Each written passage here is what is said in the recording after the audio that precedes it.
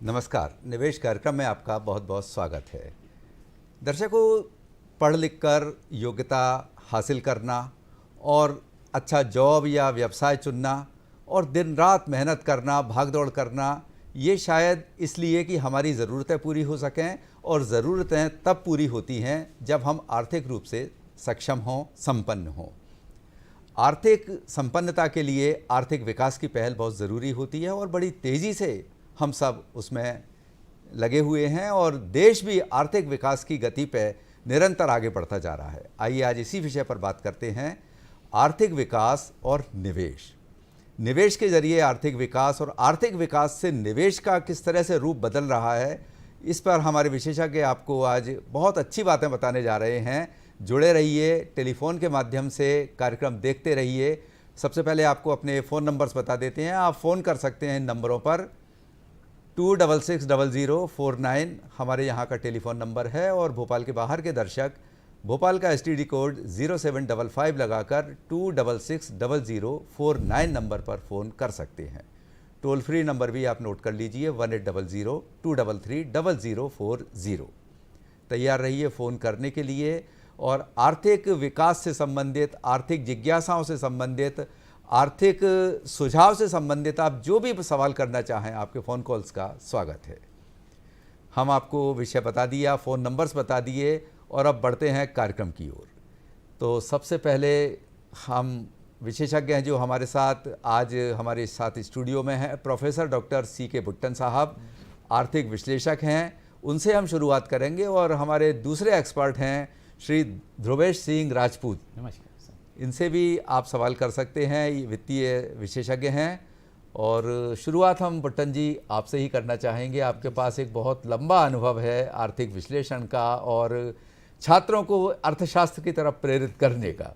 तो किस तरह से हमारे देश में इस समय माहौल बना हुआ है? निश्चित रूप से निवेश के प्रति लोगों का नज़रिया बदला है जी। पिछले कुछ वर्षों की तुलना में हम देखें तो अब वर्तमान दौर जो चल रहा है और आगे आने वाला दौर, निवेश के लिए काफ़ी रुझान देखने में आ रहा है। जी हाँ जी। क्या कारण इसके? देखिए, ये आर्थिक विकास एक शब्द जो लेकर चल रहे हैं हम, इस आर्थिक शब्द का पहला वर्ड जो अर्थ है, जिसका अर्थ है धन। तो जैसे हम इकोनॉमिक्स को भी शुरू करते हैं अर्थशास्त्र को, कि अर्थशास्त्र एक धन का शास्त्र है, तो ये सारा आपका कार्यक्रम धन के आसपास घूमने वाला है आज। तो जो आप रुझान की बात करें युवा लोगों की, हम सबसे पहले आज युवा परिभाषा को बदल देते हैं। एक 13 इयर्स का, 13 साल का बच्चा भी बहुत युवा है, और 70 साल का भी युवा है, और 90 साल का भी युवा है। केवल युवा सोच चाहिए अर्थ के प्रति। मैं आपको ऐसे, अभी कार्यक्रम संचालित होता रहेगा तो मैं बता सकूंगा कि किस तरीके से माहौल बदल रहा है और लोग कितने कॉन्शियस हैं, कितने सजग हैं इसके लिए कि हमें अपने पर्स को कैसे इस्तेमाल करना है, कितना खर्च करना है, कितना बचाना है, कितना उसको सिक्योरिटी में डालना है। इसके लिए आज कम से कम हम समझते थे पहले कि लोग कहते थे कि आपकी नौकरी लग गई है, आपको इनकम होने लगी है, अब आप उसमें सेविंग करिए, निवेश करिए। लेकिन आज जो स्टूडेंट हैं, स्कूल के स्टूडेंट हैं, वहाँ से लेकर निवेश का जो अवेयरनेस है वो प्रारंभ हो चुकी है। निश्चित रूप से जागरूकता के प्रयास सफल होते दिखाई दिए हैं, जागरूकता बढ़ी भी है। मैं आता हूं ध्रुवेश सिंह राजपूत जी आप पर। जीवन में पुरुषार्थ 4 बताए गए हैं, धर्म, अर्थ, काम, मोक्ष, जिसमें से अर्थ महत्वपूर्ण है। और अगर जीवन यापन के लिए देखा जाए तो सबसे महत्वपूर्ण अर्थ है। बिल्कुल सर, ये क्योंकि आपके पास पुरुषार्थ है, सब कुछ है, लेकिन अगर धन नहीं है तो आपका आगे चलना बाजार में, घर परिवार में मुश्किल होता है। बिल्कुल सर, आप सही कह रहे हैं। जैसे हमारे शास्त्रों में आपने बताया, ये चारों मेन जो हमारे पुरुषार्थ के कार्य हैं। बट इसमें अगर धन नहीं रहे तो बाकी चीज़ों के लिए, काफ़ी सारी चीज़ों के लिए हम पिछड़ जाते हैं। हमारे शास्त्रों में भी कहा गया है, पहला धन निरोगी काया, उसके बाद हाथ में माया। तो इसी तरह से अगर हम एक परिपूर्ण रूप से निवेश करते हुए अपनी ज़िंदगी की जर्नी आगे बढ़ते हैं युवा अवस्था से ही जब हमारी अर्निंग चालू होती है, अगर उसी समय से हम अपना निवेश प्रारंभ कर लेते हैं तो भविष्य में आने वाले जितने भी हमारे लक्ष्य हैं, वित्तीय रूप से ही हम उनको पूरा करने में हमको बहुत संबलता मिलती है, उनके लिए उनको पूरा करने में बहुत सहायता मिलती है। तो हमारे द्वारा किए गए छोटे छोटे ही जो प्रयास हैं ये हमको ज़िंदगी की बड़ी सफलताओं की ओर अग्रसर करते हैं। अगर ये छोटे छोटे सफलताओं को हम अर्जित करते रहते हैं तो ज़िंदगी के जो हमारे बड़े लक्ष्य हैं उनको हम बहुत आसानी से ही पूर्ण कर लेते हैं। तो इनके लिए हमको शुरू से सुचारू रूप से सजग होना चाहिए। और जैसे आज हमारे कार्यक्रम का है भी लक्ष्य कि निवेश के थ्रू हम कैसे अपनी ज़िंदगी की जर्नी को आगे बढ़ाएं, उनको हम बहुत आसानी से कंप्लीट भी कर सकते हैं। मतलब जीवन की गाड़ी चलाने के लिए निवेश या अर्थ घर, ये जो है आपका व्यवसाय, चाहे नौकरी से हो या व्यवसाय से हो, धन कमाना एक महत्वपूर्ण टूल है। बिल्कुल सर, धन का हमको अर्निंग तो करना ही करना है, बट इसका एक सृजन करना सर एक बहुत मूल अंग आ गया है सर। एक्चुअली आज की जो अवस्था में हम लोग पहुंचे, भारत बहुत अच्छा विकास कर रहा है, बट साथ ही साथ हमको कई चुनौतियां भी साथ में सम्मिलित हो रही हैं इस विकास के साथ में। उदाहरण के लिए महंगाई दर की हम लोग सभी लोग जानकारी, बिल्कुल हम महंगाई दर पर चर्चा करेंगे, आते हैं। पहले मैं बुट्टन साहब के पास आता हूँ। बुट्टन साहब, जिस तरह से हम अभी चर्चा कर रहे हैं धन, अर्थ के महत्व को, धन के महत्व को हम सब जानते हैं, दर्शक भी पहचान रहे हैं। हमारे देश में अभी इस पहचान को काफ़ी बुलंदी तक ले जाने का संकल्प लिया है और हम पहुंच भी रहे हैं, वहाँ तक सफल हो रहे हैं। अभी हम वैश्विक स्तर पर 5वें क्रम की अर्थव्यवस्था के पायदान पर हैं और बहुत जल्दी 5-7 सालों में हम 2030 तक का एक लक्ष्य है कि हम तीसरे नंबर पर काबिज हो जाएंगे। बिल्कुल। क्या इसकी वजह है और कैसे ये भागीरथी प्रयास सफल हो पाएगा? जी, ये आपने शब्द एक अच्छा इस्तेमाल कर लिया कि ये भागीरथी प्रयास है। बिल्कुल है। और ये इसलिए सफल होगा कि पूरे विश्व में सबकी नज़रें केवल भारत की ओर हैं, और भारत की ओर नज़रें होने का एक मूल कारण है हमारे संस्कृति और हमारी ईमानदारी। अगर हमारे पास मॉरल नहीं होगा, सदाचार नहीं होगा, तो लोग शायद हमारी तरफ ना देखते। लेकिन आज सारे विश्व के लोग हमारे देश की तरफ देख रहे हैं कि हम किस तरह से हमारी जो व्यवस्था, अर्थव्यवस्था है, वो उस अर्थव्यवस्था को हम आश्रम के बाद, जैसे हम ऋषि मुनियों के पास अपने बच्चों को पढ़ने के लिए भेजते थे, तो उनको कोई एक चीज़ की शिक्षा नहीं दी जाती थी। पहले उनको एलोकेट कर लिया जाता था, वर्गीकृत कर लिया जाता था कि कौन से बच्चे में कौन सी विधा हमें सिखानी है।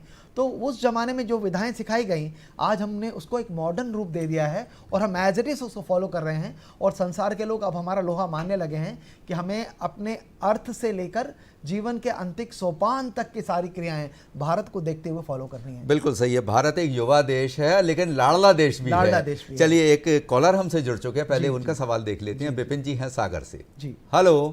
हाँ सर, नमस्कार जी नमस्कार साहब, सवाल कीजिए। विपिन बात कर रहा हूँ सागर से। स्वागत है, स्वागत है। 2 सवाल है सर जी।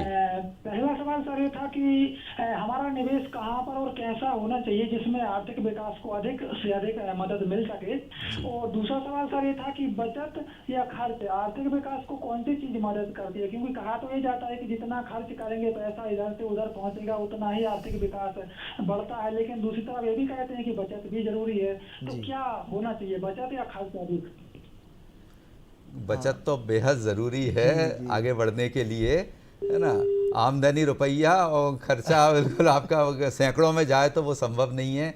ध्रुवेश जी। जी सर, बिल्कुल विपिन जी, आपने जैसा हमसे पूछा कि हमको बचत करना चाहिए, विकास को किस तरह से। सर देखें, अगर हम आज एक सबसे विकासशील अर्थव्यवस्थाओं में से एक है, आज हम विश्व में, अगर आप IMF का डाटा देखेंगे, हम विश्व में 5वें सोपान पे हैं इस समय, और धीमे धीमे हम इसको तीसरी अर्थव्यवस्था की तरफ हम बढ़ रहे हैं।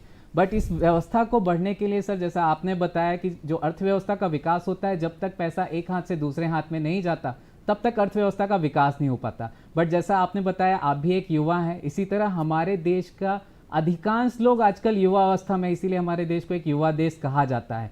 तो ये युवा वर्ग होता है, ये काफ़ी अच्छी मेहनत कर रहा है हमारे देश के विकास के लिए।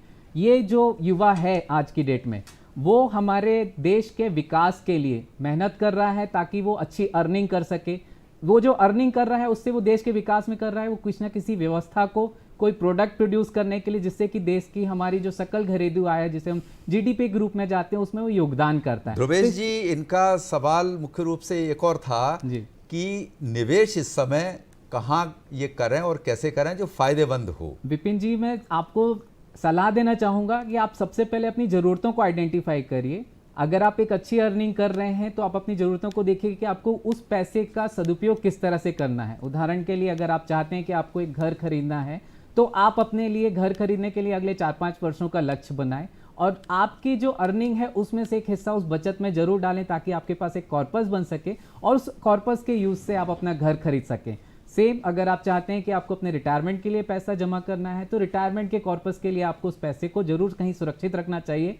साथ ही साथ ये सुरक्षित रखने के साथ आप एक ध्यान जरूर रखिए कि उसमें हमारी तरक्की अच्छी हो, वृद्धि अच्छी मिले हमको और वो निवेश भी सुरक्षित रहे, क्योंकि अगर हम सुरक्षा को भूल जाएंगे तो वृद्धि हमारे काम की नहीं रहेगी। बिल्कुल तो सही है। अच्छा, इनका एक और संशय इनके मन में था कि खर्चा और आमदनी में कैसे सामंजस्य बिठाया जाए, उसके लिए वो बहुत महत्वपूर्ण है। बुट्टन जी आप बेहतर मैं उसके लिए बहुत ही साधारण सी बात बताता हूँ कि आपके पास जितनी भी आमदनी है उसको 60 और 40 के रेशो में बांट लीजिए।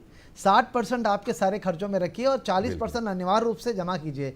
और जमा करने के लिए आप वो योजनाएं निकालिए कि आपको अभी जल्दी में पैसा वापस चाहिए या आप रुक सकते हैं। अगर आप जल्दी पैसा चाहिए तो 1 साल का इन्वेस्टमेंट कर सकते हैं, शॉर्ट कैप में जा सकते हैं, और अगर आपका समय ज़्यादा है तो आप 3 साल उससे ज़्यादा के लिए भी जा सकते हैं। तो आप पहले देखिए कि आपके पास समय कितना है और आपके पास धन कितना है।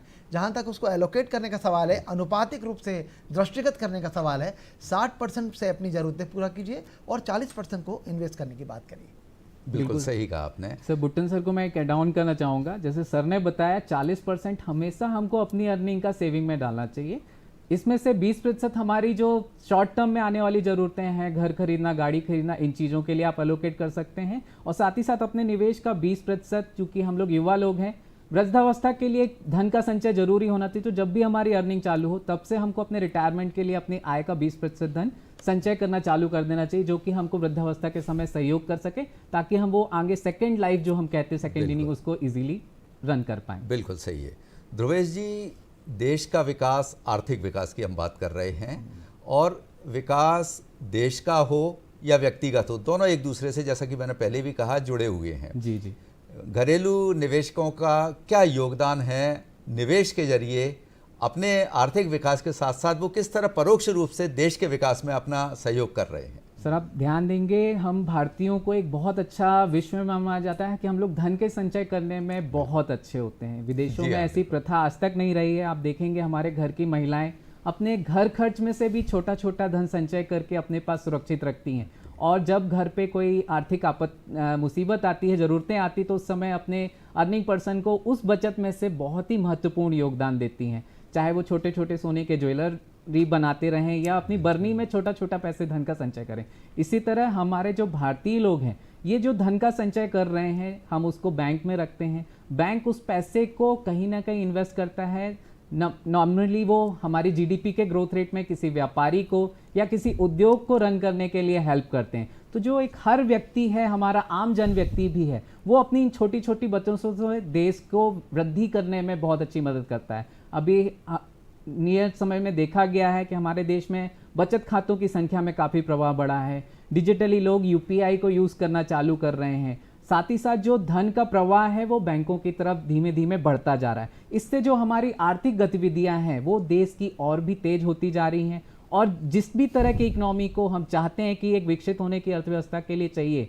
उदाहरण के लिए हम देखेंगे, जब भी शहरों का विकास होता है तो पहले रोडें बनती हैं, गलियों से हम छोटी बड़ी बड़ी रोडें बनाते हैं, धीमे धीमे फ्लाईओवर बनना चाहते हैं। जैसे आज हमारे भोपाल शहर में अब मेट्रो आ गई है। इसी तरह आगे भी विकास में हमारा जो देश है, मतलब विकास की गति निरंतर चलती जाना है और निरंतर ही रहेगी। एक कॉलर हमसे जुड़ चुके हैं बाराबंकी उत्तर प्रदेश से, नंदस्वरूप मिश्रा जी। नंदस्वरूप जी नमस्कार सर। नमस्कार। बाराबंकी से मैं जानना चाहता हूँ कि आर्थिक विकास के लिए हमें किस उम्र से निवेश करना चाहिए? किसी बचपना होता है, जवानी होती है, बुढ़ापा होता है, और हमें किस क्षेत्र में निवेश करना चाहिए जिससे हमारा अधिक ब्याज मिले और हमें और आगे हमारा पैसा सुरक्षित किस प्रकार है? पता लगे ऐसी जगह हमारा निवेश हो जाए जहाँ हमारे पैसा मरने की संभावना हो, हमें कोर्ट कचहरी के चक्कर में आधा पैसा और हमको घर से लगाना पड़े। तो ये सुरक्षा की दृष्टि से हमें किस क्षेत्र में जाना चाहिए? बिल्कुल, आपने बहुत अच्छा सवाल किया है, और हम बुजुर्गों से सुनते आए हैं कि शुभम भवतु शीघ्रस्य। शुभ कार्य के लिए कोई बुढ़ापा, बचपन और जवानी कोई महत्व नहीं रखते हैं। जब आप शुरुआत करें, जब जागो तभी सवेरा। बुट्टन जी आप क्या कहना चाहेंगे? एक्चुअली मैं ये आपसे कहना चाहूँगा कि आप बचत की बात तभी कर सकते हैं जब आपके पास पैसे हों। तो सबसे पहले इस पे ध्यान दीजिए कि आप पैसा कितना कमा रहे हैं, और उसके लिए कोई आयु नहीं है। जिस दिन कमाना शुरू करें उसी दिन से ही बचत शुरू करें। अगर आप पास 500 रुपये पहले दिन आए हैं तो उसमें 50 रुपये रखना आपका फ़र्ज़ है, उसको 50 रुपये अलग कर लीजिए। तो इस तरह से आप जिस दिन चाहेंगे उस दिन आपका प्लानिंग शुरू हो जाएगा। और ये बिल्कुल मत सोचिए कि हम वृद्ध हो जाएंगे तो हमको पेंशन चाहिए। आजकल कॉर्पोरेट सेक्टर में नौकरियां हो गई लोगों की, रिटायर होने का कोई सवाल ही नहीं है। आप 2 साल बाद निकल जाते हैं उस फर्म से, 4 साल बाद निकल जाते हैं, तो आपके पास हमेशा लिक्विडिटी और सेफ्टी होनी चाहिए। इसलिए मैंने कहा है कि जितना भी पैसा आप कमाते हैं उसमें 40% जमा करना आपको अपना फ़र्ज समझ लीजिए कि मुझे जमा करना ही है, क्योंकि पेंशन आपको कौन देगा? आप खुद को पेंशन देंगे। बिल्कुल सही है। और बुट्टन साहब, रिटायर शब्द जो आता है, रिटायरमेंट या सेवानिवृत्ति, अगर हम कर्म के दर्शन को माने, बिल्कुल कर्म निरंतर करते रहना चाहिए, तो कर्मशील व्यक्ति को क्या सेवानिवृत्ति, जब तक आपकी ऊर्जा बरकरार है। हाँ, ऊर्जा आपको बढ़ाने के लिए ध्यान देना है। हाँ, ऊर्जा के लिए आपके पास बैंक है ना सर, अपना शरीर आपका बैंक है। हमेशा स्वास्थ्य की तरफ ध्यान रखिए। जब अगर स्वस्थ रहेंगे तो आप सब कुछ कर पाएंगे, क्योंकि ये सब है मेरे होने से, न होता मैं तो क्या होता। बिल्कुल, कर्म प्रधान विश्व कर राखा, इसलिए कर्म करते रहिए। सेवानिवृत्ति की तो बहुत दूर की बात हो गई। ध्रुवेश जी, जिस तरह से कर्म किए जा रहे हैं निवेश के लिए व्यक्तिगत और शासकीय स्तर पर, आगे आने वाला जो भविष्य है वो आर्थिक विकास के लिए क्या तस्वीर बनाने के लिए तैयार है? सर, नॉर्मली अगर हम देखें तो आर्थिक विकासशील तो हम देश हैं ही हैं, बट अर्थव्यवस्था में जो उतार चढ़ाव आ रहे हैं उसको दृष्टिगत रखते हुए हमको अपने भविष्य की योजनाएं बनाना बहुत आवश्यक है। तो अगर हम बात करेंगे कि भविष्य में हमारे पैसे को हमको किस तरह से यूटिलाइज करना चाहिए, तो नॉर्मली आप देखेंगे सर, निवेश की अवधारणा में एक बहुत बड़ा अंतर आ रहा है हमारे देश में। आप देख रहे होंगे जैसे जैसे हमारा देश विकास करता जा रहा है तो हमारा जो बैंकों में मिलने वाला ब्याज है लगातार कम होता जा रहा है।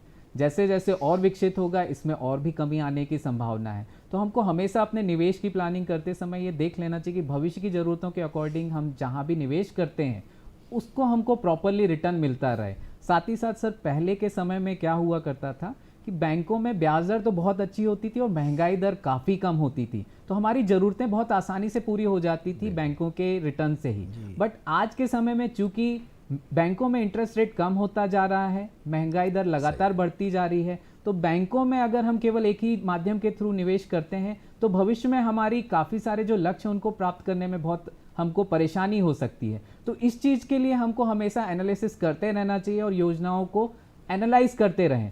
आज पहले का समय होता था कि जब बच्चा नॉर्मली परिवार में आता था तो जो बड़े बुजुर्ग होते थे वो लोग किसी चीज़ के बारे में सोच के निवेश कर दिया करते थे। बट आज की डेट में सर, चूंकि परिस्थितियां इतनी तेज़ी से विकसित हो रही हैं और एनवायरनमेंट बदलता जा रहा है, तो हमको हमेशा अपने जो भी हमने इन्वेस्टमेंट किया हुआ है, लक्ष्य हासिल करना चाहते हैं, उसको रिव्यू करते रहना चाहिए। अगर हम समय समय पे इसको रिव्यू नहीं करेंगे तो हमको उन लक्ष्यों को प्राप्त करने में बहुत तकलीफ होगी। हमको हमेशा 2-3 साल के बाद देखना चाहिए कि हमने जिस उद्देश्य को लेके ये निवेश किया हुआ है उस निवेश को पाने में ये हमको कितना मददगार हुआ है। तो उसी तरह से हमको लक्ष्य बनाना चाहिए। उदाहरण के लिए अगर हम भोपाल से आज दिल्ली जाने के लिए निकलेंगे तो हमको आधे रास्ते में जाके देखना जरूर चाहिए कि हमने अपनी स्पीड कितनी पकड़ी थी, हम तय समय में पहुंच पाएंगे या नहीं पहुंच पाएंगे। अगर हमारी स्पीड कम हो तो हमको अपने आगे का जो सफ़र है वो तेजी गति से पूरा करना होगा ताकि हम समय पे दिल्ली पहुंच सकें। इसी तरह से अगर हम स्पीड हमारी प्रॉपर रहेगी तो हम आसानी से अपने लक्ष्य पे पहुंच पाएंगे। तो हमेशा निवेश करते समय सर हमको अपने जो इन्वेस्टमेंट है उनको रिव्यू करते हुए आगे बढ़ना चाहिए ताकि हम उन लक्ष्यों को बहुत आसानी से पूरा कर सकें। बिल्कुल सही है।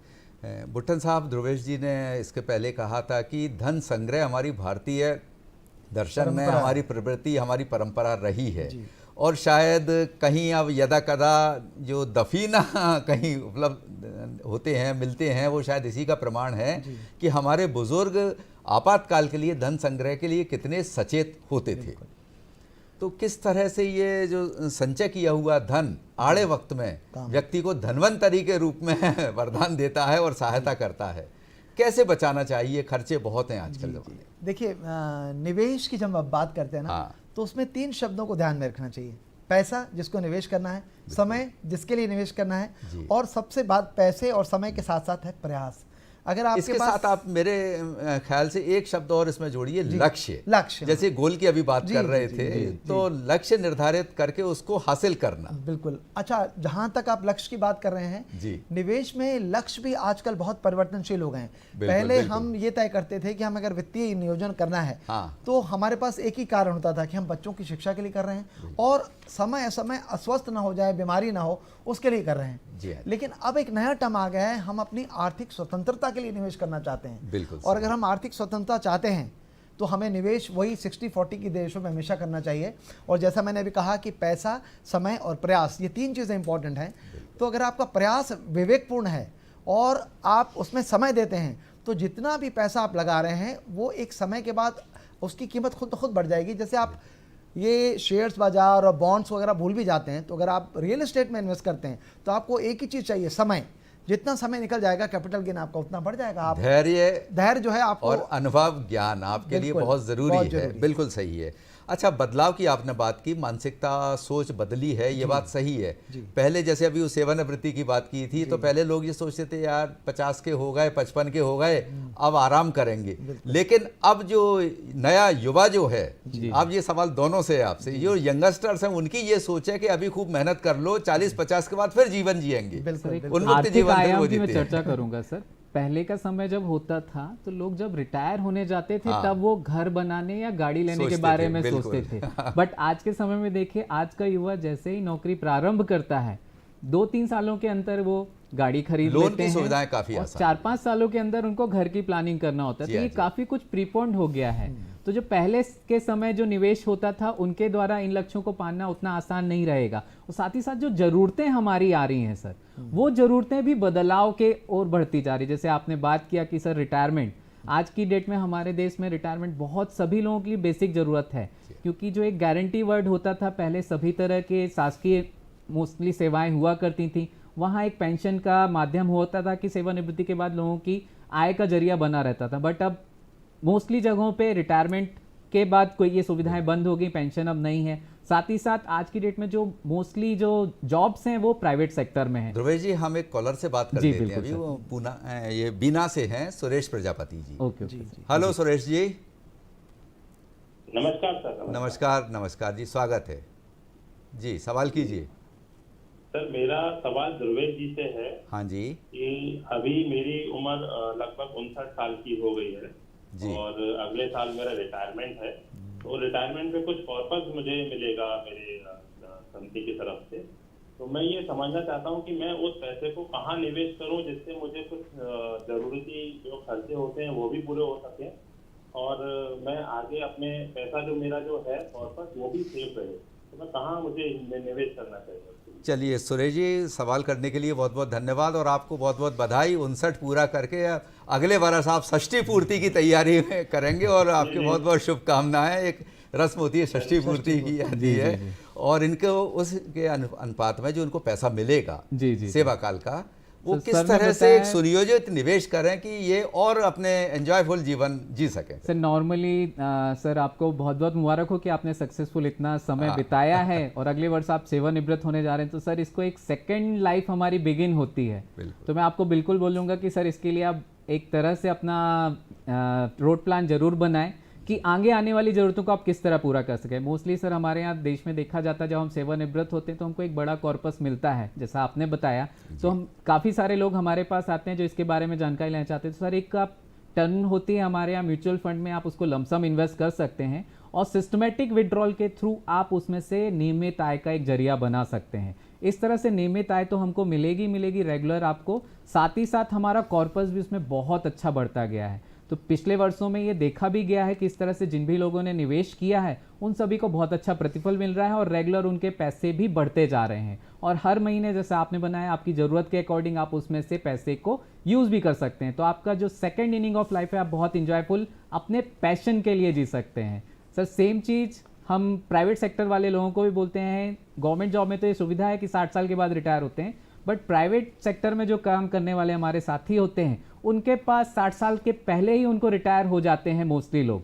तो सभी को मैं यही अनुभव करता हूं कि हम सभी को अपनी उम्र जब भी हम चाहते हैं कि हमको रिटायर होना, उस समय तक इतना कॉर्पस जोड़ लें कि उस पैसे से हमको SWP या दूसरे इंटरेस्ट के फॉर्म में हमको इतना पैसा आता रहे कि उससे हम एक लेविश लाइफस्टाइल जी सकें। तो हम सभी को कोशिश करना चाहिए कि एक अच्छा कॉर्पस हम लोग क्रिएट कर लें, ताकि उसके थ्रू हम अपनी सेकेंड इनिंग अपने पैशन के साथ जी सकें, ताकि हमारे लाइफ और सभी सबऑर्डिनेट हमारी लाइबिलिटीज को कंप्लीट करते हुए हम प्रॉपर अपनी लाइफ ये है जी कि ये सकें। अभी जैसे निवेश के लिए शुरुआत करना चाह रहे हैं तो म्यूचुअल फंड के जरिए ये शुरुआत करें, सुरक्षित रहेगा, सरल सहज रहेगा। सर मेन चीज है ना? इसको और बहुत अगर ध्यान इनको रखना है। अनुभव नहीं है तो फाइनेंशियल एडवाइजर से सलाहकार ये से सलाह सलाह ले ले सकते सकते हैं, हैं। क्योंकि है ना, कॉलर एक हमसे जुड़ चुके हैं भोपाल से, आयुष मिश्रा जी।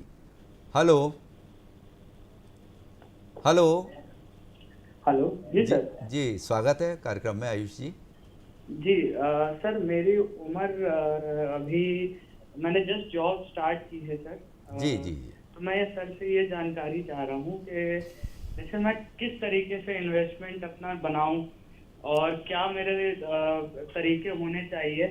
निश्चित तौर पे आजकल काफ़ी मैं ग्रो वगैरह पे भी देख रहा हूँ कि डायरेक्ट और रेगुलर का भी दिख रहा है, और उसके साथ साथ सर किस तरीके के होराइजन्स में इन्वेस्ट करना आज की डेट में मेरे जैसे स्टार्टिंग करियर के हिसाब से अच्छा एक तरीका हो सकता है। चलिए, आपने जॉब की शुरुआत की है और आपको बहुत बहुत शुभकामनाएं उज्जवल भविष्य के लिए। और ध्रुवेश जी, किस तरह से इन्वेस्टमेंट के इनको टिप्स आप बताना चाहेंगे? सर आपको मुबारक हो, पहला तो आपने अपना एक कैरियर चालू किया है। तो नॉर्मली सर हम लोग अर्थशास्त्र की भाषा में बोलते हैं, जब भी आप, जैसा भी बुट्टन सर ने बताया था कि जैसे ही आप अर्निंग चालू करें तो अपनी अर्निंग का हमको 60% ही खर्च करना चाहिए, 40% कम से कम निवेश में हमको यूज़ करना चाहिए। नॉर्मली ये देखा गया है, यंगस्टर्स खासकर ये गलतियां करते हैं सर, कि उनके पास जो भी अर्निंग आती है उसमें से अधिकांश पैसे को वो खर्च कर लेते हैं। अगर खर्च करने के बाद गलती से कुछ पैसा बच जाता है तो उसको ही निवेश करने के बारे में सोचते हैं। ध्रुवेश जी, इनके पास समय पर्याप्त है, जी, जी। एज फैक्टर्स का भी ऐसी कोई बिल्कुल, कोई बंदिश भी नहीं limit है, पर्याप्त है और अर्निंग इनकी शुरू हो चुकी है। भविष्य के लिए एक लॉन्ग विजन रख के इनको किस तरह से प्लान सर, लॉन्ग बताएं, विजन के लेकिन लिए- ये प्लान हम बताएंगे एक छोटे से ब्रेक के बाद। जी। हम निवेश कार्यक्रम जारी रहेगा, लौटते हैं एक ब्रेक के बाद।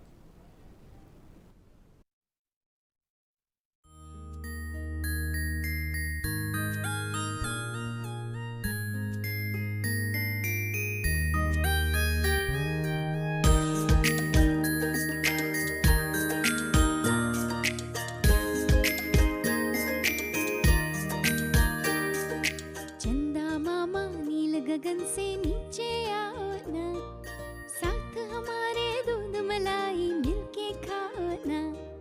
चंदा मामा नील गगन से नीचे आओ ना, साथ हमारे दूध मलाई मिलके खाओ।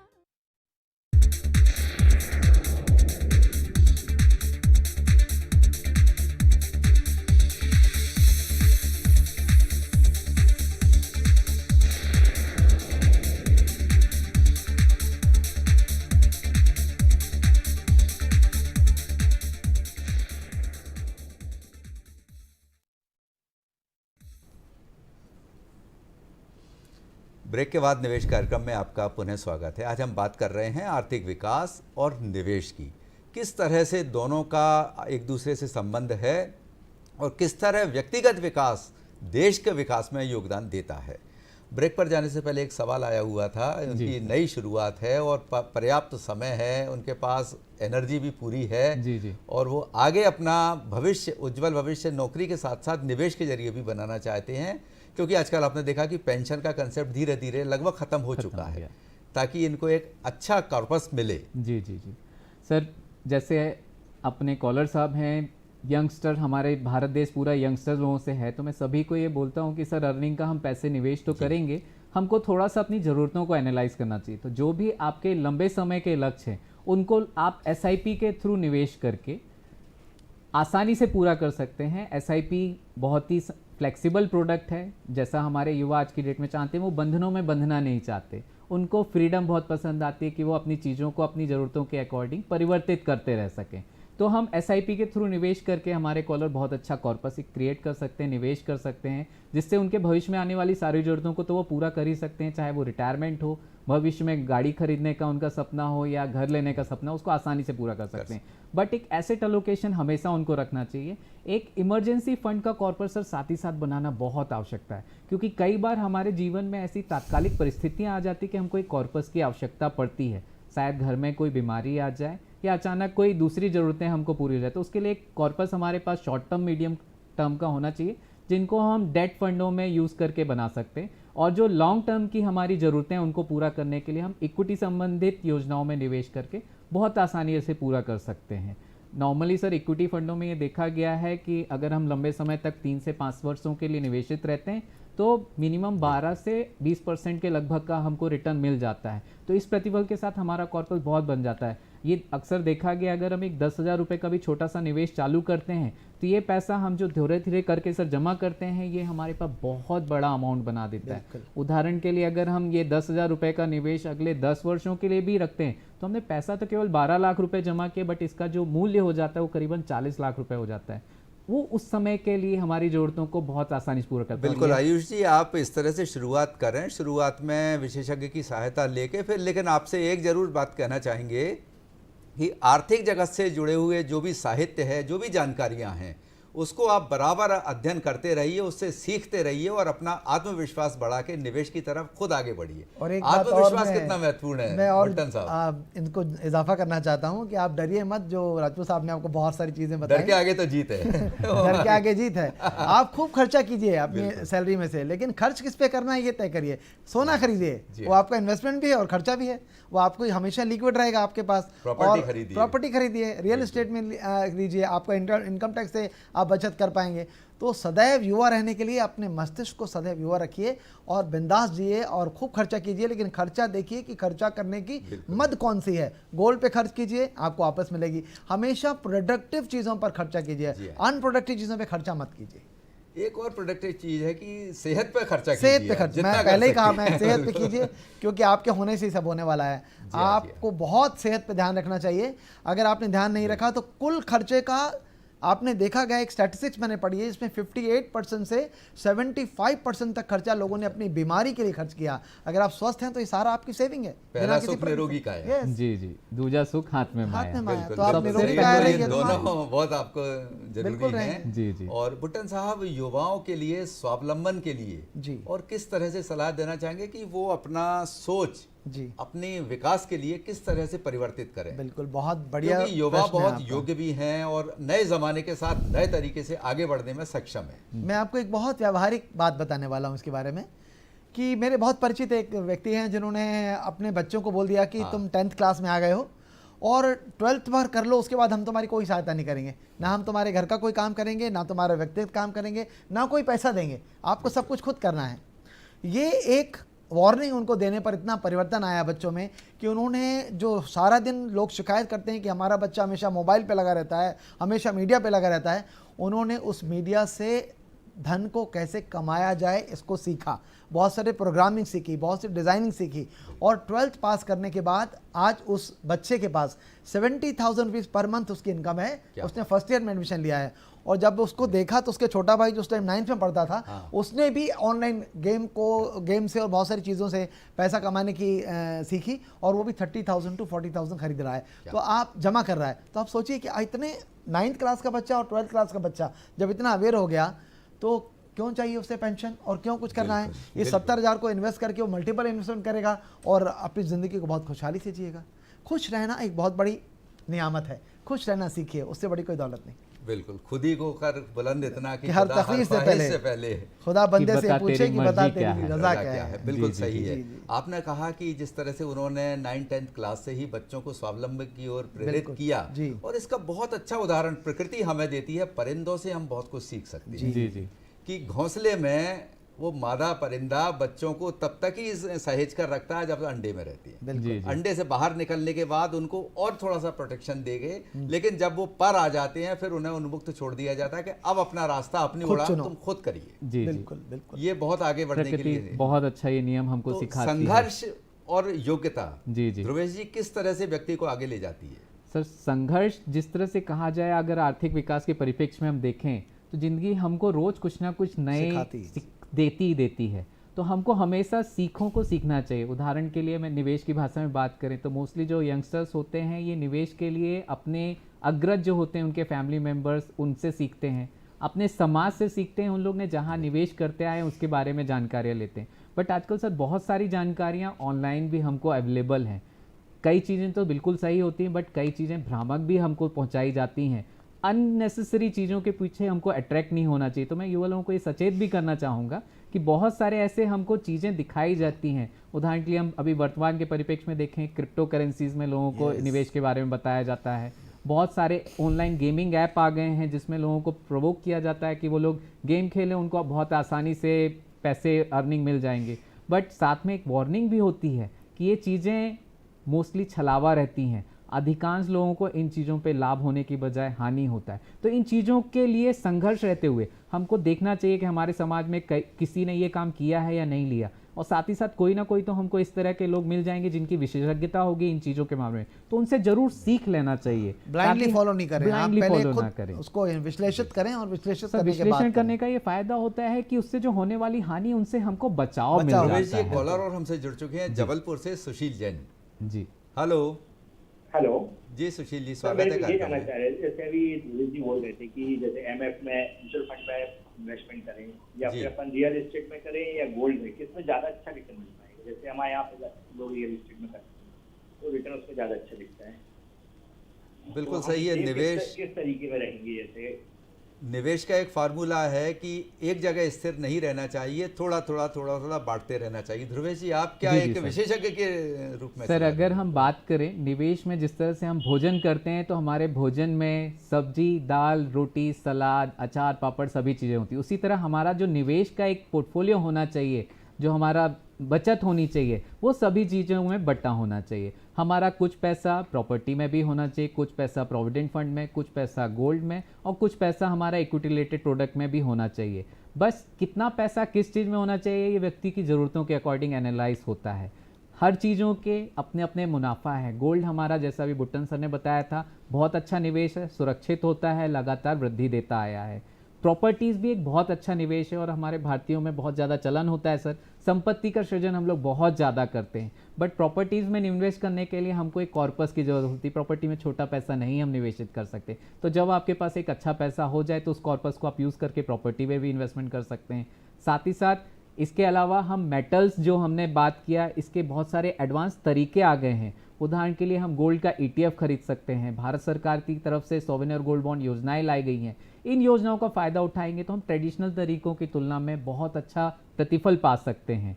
बट यंगस्टर लोगों को खासकर सर, जिस पैसे को हम लंबे समय तक रख सकते हैं निवेशित, तो एनालाइज ज़रूर करिए कि हमारी ज़रूरतों के अकॉर्डिंग लंबे समय तक निवेशित रहने पे किन चीज़ों पे आपकी ज़रूरतों को आसानी से आप पूरा कर सकते हैं। अगर आप खुद ही एनालाइज ना कर सके तो किसी की विशेषज्ञ के थ्रू आप जागरूक रखिए, सचेत रखिए और आगे बढ़ते जाइए। बुट्टन साहब, अभी बात चल रही थी कि जड़ से जुड़े रहिए और नई शाखाएं विकसित करते रहिए। जो हमारी परंपराएं हैं उसको भी आपको सहेज कर रखना है। और भारतीय अर्थव्यवस्था में हम देश के विकास की बात कर रहे हैं, कृषि का बहुत महत्वपूर्ण योगदान होता है। लेकिन कृषि के योगदान में महत्वपूर्ण जो भूमिका निभाते हैं कृषक। तो अगर एक किसान मान लीजिए अपने खेत में जो बीज बो रहा है और उसको पूरे खेत में फैलाया जाता है बीज को, अगर मान लो वो बजाय बीज को फैलाने के खेत में एक जगह स्थिर करके गाड़ दे तो क्या होगा?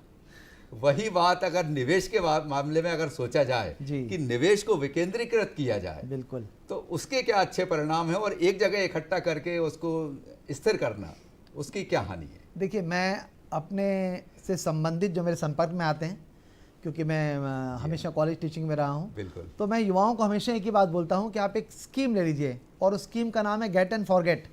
बिल्कुल सही। आप अगर युवा ऐसी जगह पर आजकल काम करते हैं कि हर 2 साल में छोड़ के दूसरे शहर में चले जाते हैं, आप जहाँ पर भी अपना जॉब शुरू कीजिए वहाँ रियल एस्टेट में सबसे कम, सबसे छोटी प्रॉपर्टी को खरीदिए।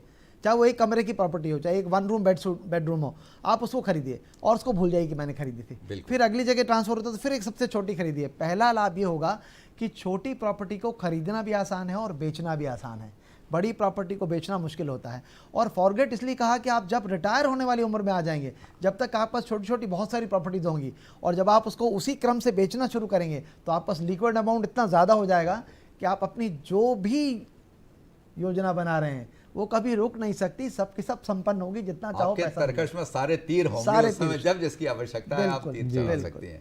ध्रुवेश जी जी, सर। डाइवर्सिफिकेशन किस तरह करना चाहिए, मतलब पोर्टफोलियो की मैं बात कर रहा हूँ, करंट सिनेरियो को अगर हम देखें और भविष्य के लिए योजना बनाएं, जी जी। तो किस तरह का एक पोर्टफोलियो के आप सुझाव देना चाहेंगे? सर, पोर्टफोलियो के लिए एक सबसे बेसिक रूल हमको ध्यान रखना चाहिए। पहला, हमारा ज़रूरतें हाँ। सबसे महत्वपूर्ण चीज़ है। फिर साथ ही साथ उन ज़रूरत को पूरा करने के लिए हम जिन योजनाओं को लेने वाले हैं, उन योजनाओं के प्रति हमारी जागरूकता कितनी है, समझ कितनी है, उन योजनाओं की निरंतरता बनाए रखनी चाहिए। साथ ही साथ हमारे सर निवेश में हम रिस्क कितना ले सकते हैं। उदाहरण के लिए, अगर एक युवा आज की डेट में गाड़ी चलाएगा तो आप देखते होंगे आराम से वो 70-80 की रफ्तार पे अपनी गाड़ियां चला लेते हैं, बहुत इजीली ड्राइव करते हैं। बट उसी की तुलना में अगर एक बुजुर्ग व्यक्ति गाड़ी चलाता है तो वो काफ़ी संभल के गाड़ी चलाता है, उसकी जो स्पीड होती है वो बहुत कम होती है। सेम हमारी जब इन्वेस्टमेंट जर्नी होती है, अगर हम युवा हैं तो अपनी योजनाओं को इस तरह से हम निवेशित कर सकते हैं कि हमारे पैसे पे ग्रोथ ज़्यादा मिले, रिस्क भी रहे तो हम उसको एडजस्ट कर सकते हैं, क्योंकि हमारे समय लंबा समय है हमारे पास निवेश के लिए। बट जब हमारी ज़रूरतें पास आ जाती हैं, जब हमारे लक्ष्य पास आ जाते हैं, तो हमको उन पैसों को गारंटेड जगहों पे जरूर स्विच कर लेना चाहिए। इसी को मैंने बताया था सर कि हमको रिव्यू करते रहना चाहिए, अपनी ज़रूरतों को एसेस करते रहना चाहिए। उदाहरण के लिए, एक गाड़ी चलती है, जब वो लंबा दूरी होती है स्टेशन के आने के लिए ट्रेन की, तो बहुत तेज़ रफ्तार में चलती है। बट जब वो आउटर पे आती है तो ड्राइवर साहब थोड़ा सा स्पीड को कम कर देते हैं, और जब प्लेटफॉर्म पे आती है तो धीरे धीरे आके वो रुक जाती है। इसी तरह हमारे भविष्य में आने वाली जो ज़रूरतें हैं, उनको एनालाइज करते हुए हमको अपनी योजनाओं का निवेश करना चाहिए। हमारा पोर्टफोलियो इस तरह का होना चाहिए, जब हमारा लक्ष्य पास में आए उस समय हमारा पैसा सेफ, सिक्योर और गारंटेड हो, और जब हमारा वो लक्ष्य दूर हो तो हम उस योजनाओं को एग्रेसिव रख सकते हैं, और थोड़े से ज़्यादा रिस्क वाली जगहों पे जहाँ पे हमको रिटर्न ज़्यादा मिलने के चांसेस हों, बढ़त ज़्यादा होने की संभावना, उन जगहों पे अपने निवेश में शामिल कर सकते हैं। तो इस चीज़ को एनालिसिस करते हुए आपको अपना पोर्टफोलियो हमेशा डिज़ाइन करना चाहिए, और साथ ही साथ सर इसको रिव्यू करते रहेंगे तो कभी भी ये पोर्टफोलियो हमारा ख़राब नहीं होगा, और हमारी ज़िंदगी के जो भी वित्तीय लक्ष्य हैं उनको हम बहुत आसानी से प्राप्त कर सकेंगे। बिल्कुल सही है बुट्टन साहब। जिस तरह हमने अभी कहा कि कृषि का बहुत महत्वपूर्ण योगदान है भारतीय अर्थव्यवस्था में, तो ग्रामीण जन जो हैं वो परंपरागत तरीके से धीरे धीरे बढ़ रहे हैं, नए तकनीक के साथ काम कर रहे हैं। नवाचार से जुड़ने के लिए उनका जीवन किस तरह आप बदलता हुआ देखेंगे? देखिए, अब ये तो हम शायद नहीं कह पाएंगे कि नवाचार कितना महत्वपूर्ण है आगे बढ़ने के लिए। गाँव में डिजिटलाइजेशन नहीं है, गांव के हर एक व्यक्ति के पास आजकल मोबाइल है, बिल्कुल उससे जुड़ा हुआ है। शायद कभी कभी तो हम ये महसूस करते हैं कि हमसे भी ज़्यादा एक्सपर्ट तरीके से पूरा डीलिंग कर रहा है, तो ये तो कोई समस्या रही नहीं।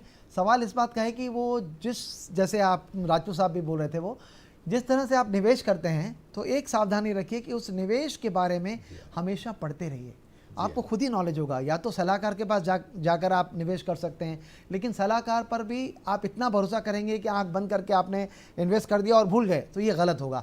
आप जहां भी इन्वेस्ट करते हैं उसके बारे में पूरी जानकारी लेते रहिए, और समय समय पर अपनी जानकारी को और विश्लेषित और उजागर करने के लिए सलाहकार के पास। आजकल तो गवर्नमेंट के बहुत सारे ऐप ऐसे हैं, एप्लीकेशन है मोबाइल पर, जो आपको आगे बढ़ाने के लिए पूरी तरह मदद करती है। एक एग्रो इन्वेस्टमेंट है जो आपने बोला, एग्रो इन्वेस्टमेंट में जाकर सब चीज मिल जाती है। और पॉली हाउस जैसी टेक्निक ऐसी है कि आप 10 गुना उत्पादन बढ़ा सकते हैं। मेडिसिनल प्लांट की ओर जा रहे हैं हम लोग। तकनीकें इतनी तेजी से सर बढ़ रही हैं, जैसे आप कृषक लोगों के बारे में हम चर्चाएं कर रहे हैं, ग्रीन हाउस इफेक्ट आ रहे हैं, पॉली हाउस आ रहे हैं, नई नई सिंचाई की तकनीकें आ रही हैं। बल्कि मैं तो ये कहूँगा ध्रुवेश जी कि जब हम बचपन को, अगर अपने बचपन को याद करें, तो हम उस उम्र में जब होते थे कि हम किताब पढ़ने का नाटक भले करें पर उल्टी पकड़िए कि सीधी, ये भी हम नहीं पहचान पाते थे। जी बिल्कुल बिल्कुल। उस उम्र के बच्चे आज मोबाइल पर हमसे ज्यादा उसको ऑपरेट करने के लिए महारत रखते हैं। बहुत सारी चीजें हमारे ज्ञानवर्धन के लिए सर अवेलेबल हैं, जिनसे ये सारी योजनाओं का फायदा उठा के हमारे कृषक लोग भी या जो आम जनता है वो भी उन चीजों को बिल्कुल कर सकती है। गवर्नमेंट भी बहुत सारे अवेयरनेस के प्रोग्राम चलाती रहती है, सेबी की तरफ से भी प्रोग्राम चलते हैं, आरबीआई की तरफ से भी एजुकेट किया जाता है सभी को। आप चाहे क्रिकेट मैच देखें या सभी में उनके बीच बीच में सरकार की तरफ से भी उनकी जो भी योजनाएं आती हैं उनके बारे में जानकारी दी जाती है। अथॉरिटी के रूप में सेबी तो बहुत महत्वपूर्ण भूमिका बहुत महत्वपूर्ण है। बस ये ध्यान रखना चाहिए सभी लोगों को कि जब भी वो निवेशित होने के लिए इन योजनाओं के बारे में जानकारी रखते हैं, वो केवल ऐसी जगहों पे निवेश करें जो सरकार के नियमों का पालन कर रही हो। ऐसी किसी भी संस्था में निवेश नहीं करना है हम लोगों को जो सरकार के नियमों का पालन ना कर रही हो। ऐसी जगहों पे निवेश करने में जिनको हम पॉजी स्कीम्स के नाम से जानते हैं, चिट फंड कंपनियां जो आ जाती हैं। जी, छप्पर फाड़ के कोई आपको नहीं दे सकता। जो एक फॉर्मूला है उसी अनुपात में, जैसे बुट्टन साहब, देश की जो विकास दर चल रही है, जो पर कैपिटा इनकम का जो रेशो है, जो आरबीआई की गाइडलाइन है, उसके दायरे में ही आपको ये लाभ मिल सकता है। बिल्कुल बिल्कुल सर। जो भी योजनाएं हमको बताती हैं छप्पर फाड़ के हम पैसे को दुगना कर देंगे, कई स्कीमें आ जाती 15 दिन में दुगना, साल उनसे भर दूर से हाथ जोड़ दो। बिल्कुल दूर से जो भी इस तरह की योजनाएं बनाए उनको बिल्कुल हाथ जोड़ के विनम्र निवेदन करके बोले भैया आप अपना निवेश करें, हमको इनके बारे में ना बताएं। तो हमेशा हमको जानकारी लेना चाहिए उन चीज़ों के बारे में, और हमेशा उनके पीछे अट्रैक्ट नहीं होना चाहिए।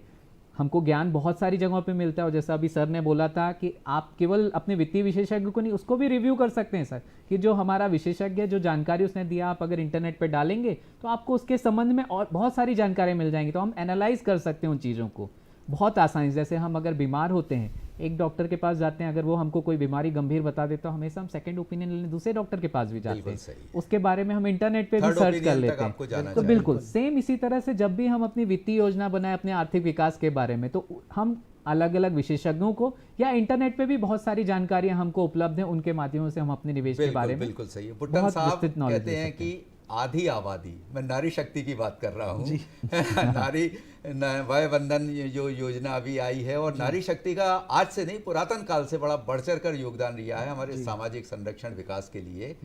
तो महिलाएं जिस तरह से आजकल छोटे छोटे घरों में काम करके आगे बढ़ रही हैं, एनजीओ के माध्यम से अपना योगदान दे रही हैं, उस तरह से, और कहा भी जाता है कि हम अपने घर को परिवार को बनाते हैं या देखते हैं, महिलाएं दूसरे परिवार को जहां वो विवाह के बाद जाती हैं तो काफ़ी बड़ा प्रभाव समाज पर है। महिलाओं के लिए जागरूकता के लिए और प्रयास किस तरह से करना चाहिए और वो नई दौर के साथ कैसे आगे बढ़े?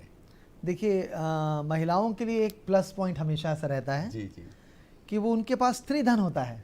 बिल्कुल सही। हम बाकी सबके लिए बोलते हैं कि पैसा होगा तो इन्वेस्ट करेंगे, उनके पास तो है ही। जैसे आप बोले कि दूसरे घर में जाती हैं और उनको अपना फाइनेंशियल प्लानिंग करनी होती है, तो उनके पास अपने हिस्से का कहा भी जाता है कि पहली गुरु माँ होती है। तो वो खुद जिस तरह से इन्वेस्टमेंट प्लान बनाएगी उसके बच्चे भी वैसे ही सीखेंगे, क्योंकि एक माँ को पता होता है कि मुझे अगर पूरे महीने में 5 किलो अनाज इस्तेमाल करना है तो वो कैसे 3.5 किलो में गुजारा करके भी बचा लेती है, ये एक माँ ही जानती है। और एक और कहावत कही जाती है कि पेट में से सीख के आते हैं, खैर, तो लेकिन यहाँ वो बात लागू होती है कि जैसी भावनाएं माँ की होंगी जनरेशन में उस वैसे उसका प्रभाव पड़ेगा। जी, तो किस तरह से उनको आगे बढ़कर नए ज़माने के साथ चलने के लिए आप क्या उनको सुझाव देना चाहेंगे? देखिए सभी महिलाएं जो हैं आजकल, पहला काम यह है कि महिलाएं जितनी सुशिक्षित होंगी बिल्कुल उतने ही सारे इस ऐप्स वगैरह को समझ पाएंगी, और उनकी शिक्षा अगर है तो उनका सबसे बड़ा धन है शिक्षा। शिक्षित होगी तो उनको अपने अधिकार पता होंगे, अपने कर्तव्य पता होंगे, कहाँ हमें नियोजन करना है, कहाँ संयोजन करना है, कहाँ उनको विश्लेषित करना है, और अपने धन को कहाँ बहुत अच्छे तरीके से इन्वेस्ट करना है, ये सब वो अच्छे से जान पाएंगे। तो उनका पहला इन्वेस्टमेंट उनकी शिक्षा है। अगर वो शिक्षित हैं तो उनके लिए सब कुछ संभव है। बिल्कुल सही है। ध्रुवेश जी, आजकल हमारे देश में भी विकास का चौतरफा मतलब हम माहौल देखने को मिल रहा है। इंफ्रा हो या कोई भी सेक्टर हो, निवेश के नजरिए से किन किन सेक्टर्स पर आप अभी भरोसा देख रहे हैं आगे आने वाले समय? जिस तरह से विकास दर सर हमारे देश की होती है, किसी भी देश का जब विकास होता है तो सबसे पहले जो अर्थव्यवस्था का प्रवाह होता है पूंजी का सर, वो आर्थिक ढांचे पे होता है, मतलब परिवहन से संबंधित सेवाएं, कंजम्पशन बेस्ड इकोनॉमी। तो जब यातायात में जाता है तो अब बहुत सारे ऐसे फंड्स अवेलेबल हैं जो इन पर्सनल सेक्टर्स के ऊपर इन्वेस्टमेंट करते हैं। साथ ही साथ सर कई ओपन एंडेड स्कीमें होती हैं जिसमें कि वो सेक्टर स्पेसिफाइड नहीं होते, बट वहाँ पे वित्तीय विशेषज्ञ होते हैं जो कंटिन्यूस रूप से देश की विकास दर के अकॉर्डिंग किन कंपनियों में ज़्यादा विकास दर आ रही उन कंपनियों को अपने निवेश में शामिल करते हैं। तो इनडायरेक्टली वो हमारे लिए सारा एनालिसिस करके हमको प्रोवाइड करते हैं। तो हम कुछ सेक्टोरियल फंड्स को भी इसमें सम्मिलित कर सकते हैं, जैसे ट्रांसपोर्टेशन और लॉजिस्टिक फंड होते हैं, टेक्नोलॉजी फंड है। साथ ही साथ एक नया आयाम अभी चालू हुआ है sir, defence sector.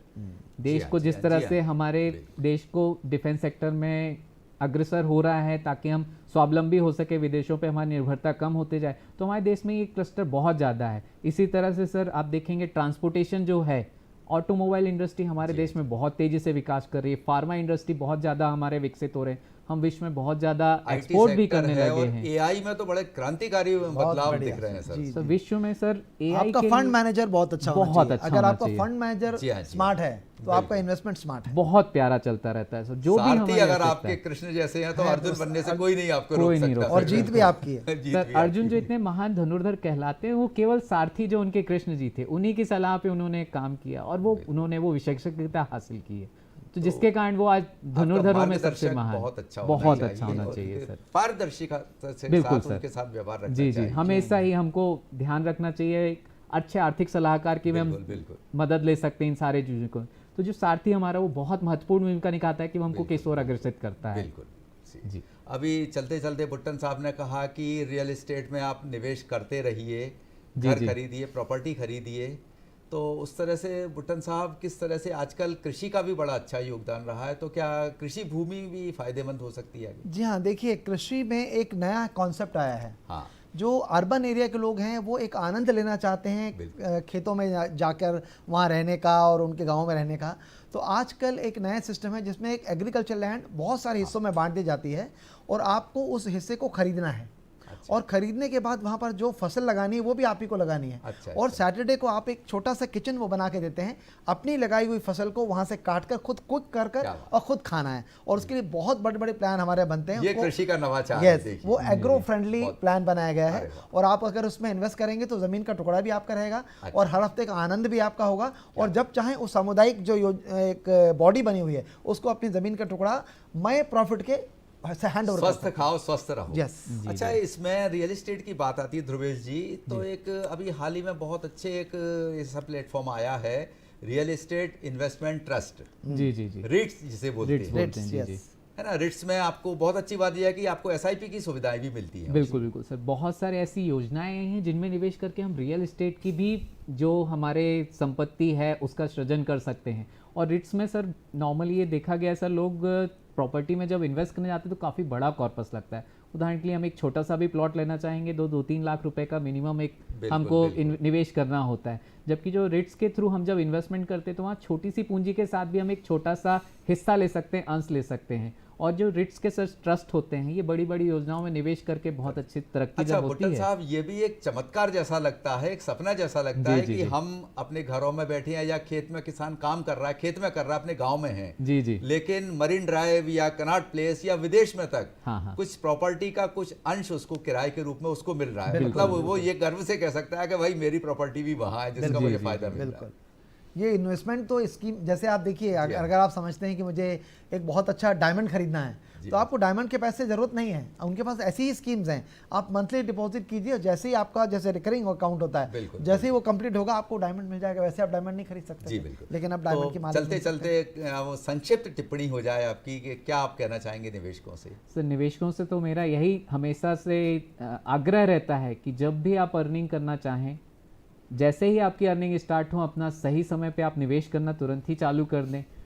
Asset class जरूर हमको प्रॉपर चुनना चाहिए कि भविष्य में आने वाली जरूरतों को हम पूरा कर सकें ताकि और हमारे अपना लक्ष्य हासिल कर सकें। बुट्टन साहब, मैं एक छोटी सी टिप्पणी ये करना चाहूँगा कि जैसे जैसे हमारे देश में, क्योंकि प्रजातांत्रिक देश है, सरकारें आती हैं जाती हैं, तो जो एक ट्रांजिट पीरियड होता है जिसमें सरकारें बदल रही होती हैं, उस टाइम पूरा बाजार भी हमारा उथल पुथल हो रहा होता है, संधिकाल। हाँ, तो उस ट्रांजिट पीरियड में, संधि काल में आप कभी भी इन्वेस्टमेंट के लिए जल्दबाजी ना करें। आप उसको पेशेंस पीरियड समझें, धैर्य का समय समझें और सोच समझकर ही वहाँ इन्वेस्ट करें।